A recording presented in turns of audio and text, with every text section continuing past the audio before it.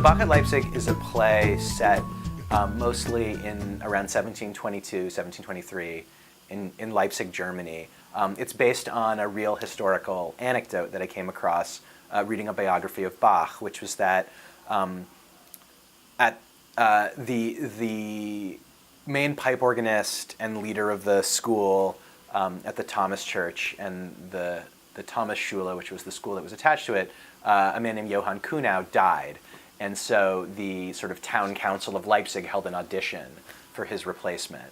And all of the best pipe organists, musicians, composers from all over Germany came, because it was a very prominent, prestigious post. And one of the people who came to get the job was Bach, and he ended up getting it. But what struck me as funny and interesting about this anecdote were two things. First of all, I thought it was hilarious, the idea of showing up at a pipe organ audition and one of the other people there saying, "Hello, I'm Bach.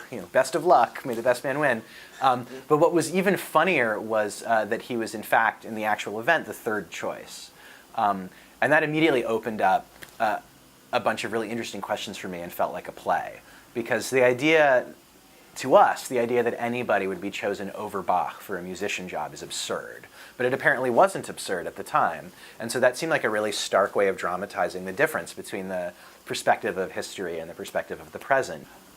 The thing that seems to work the best is this is going to sound very general, but doing the play pretty fast, but not so fast that you don't slow down and allow for there to be these moments where these silences where emotion comes in and where like the play takes on like an increasingly hectic momentum, but then also like opens out onto these vistas where there's time to appreciate beauty and music and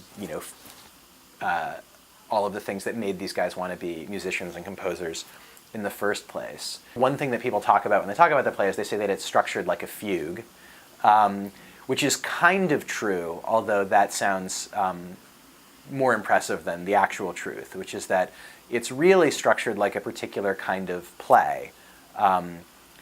Because highly structured comedies do things that are fugue-like inherently. Jokes get repeated in different contexts. There's echoes and then an echo of the echo and sort of the rule of 3 or the rule of 9, as the case may be, for running jokes over the course of a show. There's something very musical and specifically Baroque musical about those kinds of playwriting techniques. So it's more that the play is structured like a certain kind of play and then gently points out that it's fugue-like or like certain Baroque musical structures. And I don't know if you want to include this or not. Bach never appears. Bach is an offstage character in the play, which hopefully doesn't disappoint people.